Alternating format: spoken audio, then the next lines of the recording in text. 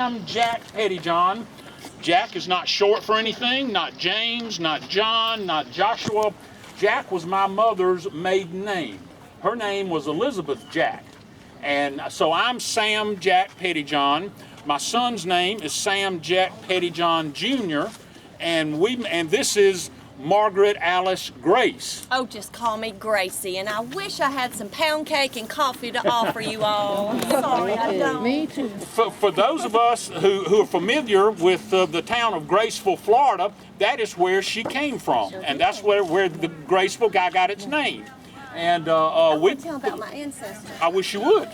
I had an ancestor. His name was Captain Amazing Grace, and he actually founded the town of Graceville just after the Civil War. And he got his name from his Christian beliefs, but more importantly, he was shot in the chest by a Union soldier, but the Bible in his pocket absorbed the bullet, and he was unharmed. So that's where he got his name from. We moved here on January the 1st, 1946. It was me, Gracie, and our son Jack. Now Jack was 3.5 years old. He was the best baby parent. He ate. I don't think he ever cried. He ate whatever he was supposed to eat.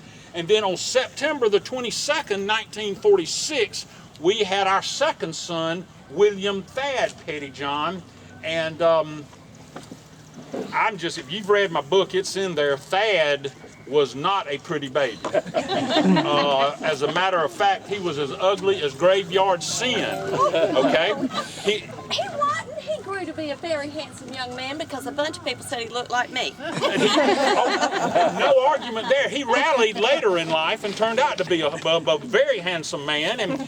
But all he ate as a baby was shrimp and corn. And what are we going to? And he cried all the time. And I didn't know what to do with it. All right, y'all remember those dates? It was September the 22nd, 1946. Okay. Now I'm no gestational mathematician, but if you count back 9 months from September the 22nd, 1946, you get Christmas time 1945. Okay?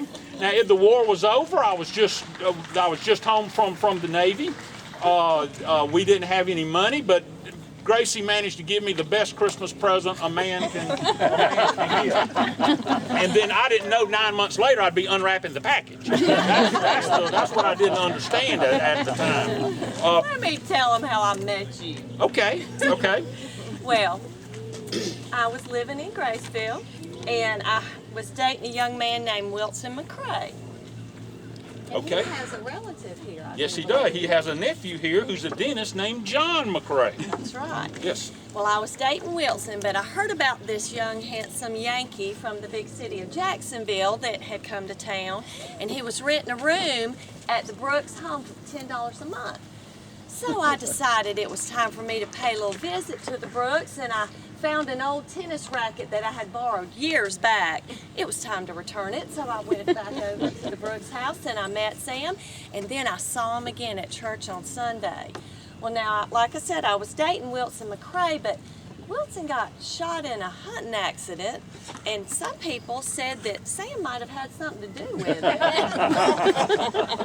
Could have happened. Could have happened. I don't know. I was present when he got shot, but nobody else went out with you.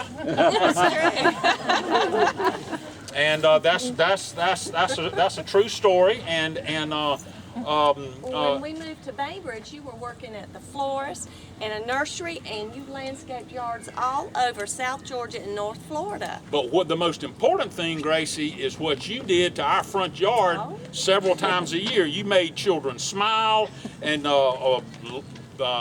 every holiday that came around, you decorated our front yard, and the kids would love it. I just had so much fun putting out decorations at Christmas, Thanksgiving, Halloween, St. Patrick's Day, whatever the holiday. I might have even made up a few holidays. I think you did. And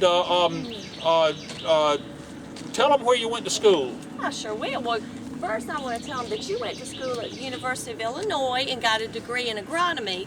And I went to Georgia State College for Women, and then I went to the University of Georgia and majored in home economics. And when we came to Bainbridge, I taught home ec and climax, and then at West Bainbridge.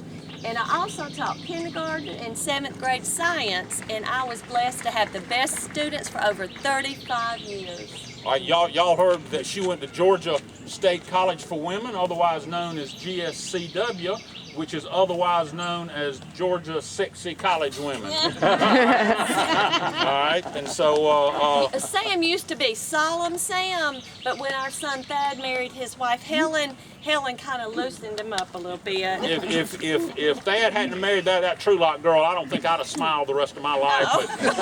But she really caused me to loosen up, and so We started a good thing in Bainbridge when we moved here. yes, we did. The Bridge Club. That's right, we sure did.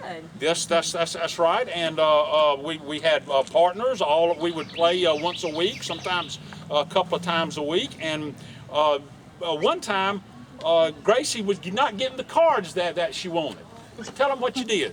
Well, I loved bridge, but a lot of times I just didn't get very good cards, and I always had a little handkerchief in my left sleeve, and so I was looking at my cards and I just got so frustrated that I just pulled out my handkerchief and I just put it on top of my head and sat there. And all of a sudden I started getting better cards. So I decided that was going to be my bridge signature move from now on. And it worked. Now y'all need to know this. When she moved here, when we moved here, she wasn't known as Gracie. Okay, she didn't acquire that name until she moved here. She was Margaret Alice. And then there was one of our neighbors said Margaret Alice is much too long for a woman to have, and a lady by the name of Haiti Bolton said, we're going to shorten that name and you're going to be known as Gracie. And I've been Gracie ever since. Now back in Graceville, she was known as Margaret Alice. They still called her that, but in Bainbridge, and only in Bainbridge, was she known as Gracie. And I got to tell y'all one story that nobody knows about, and I was in the very first Daytona race. Okay, it was on the beach in Daytona, Florida, and I was what they called a pusher. All right, now it's not what you think about if you're a child of the 60s and the 70s. That's not what. It was on the beach, and when the cars spun out and got into the sand, they couldn't get any traction. And so they had to have a pusher.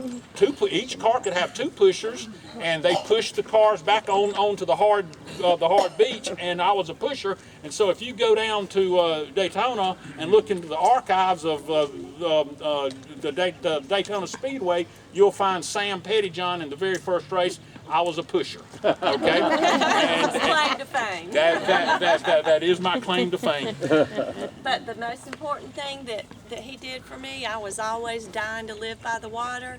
And so Sam made sure that he found this most beautiful, perfect spot for us to spend the rest of our life together in. I'm just glad I bought a place that had some shade. Me too. We enjoyed having you here tonight. It was so good to meet you. Thank y'all for coming.